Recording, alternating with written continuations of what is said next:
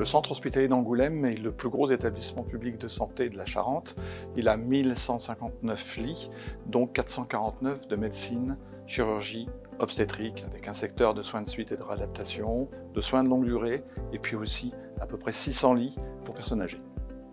Le centre hospitalier d'Angoulême est l'établissement support du groupement hospitalier de territoire de Charente, qui comprend l'ensemble des établissements publics de santé de ce département et a donc un rôle très important. C'est lui aussi qui a toute la chirurgie publique de Charente et donc son importance est considérable pour la prise en charge des patients. Le centre hospitalier d'Angoulême a une triple mission, l'enseignement, la recherche et bien sûr le soin. Et à ce titre, il reçoit tous ceux qui frappent à sa porte et qui ont besoin d'être pris en charge, quelle que soit leur activité, quel que soit leur sexe, quelle que soit leur race. Le centre hospitalier d'Angoulême a une activité de bloc opératoire qui est importante, 9500 interventions par an, 7 salles de bloc.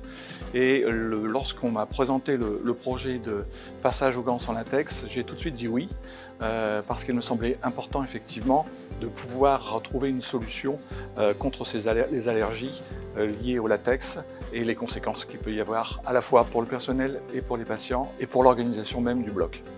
Je ne peux pas dire qu'on ait fait vraiment encore de grosses publicités autour du passage aux gants en latex et que je ne suis pas certain non plus que le grand public en ait vraiment une bonne connaissance.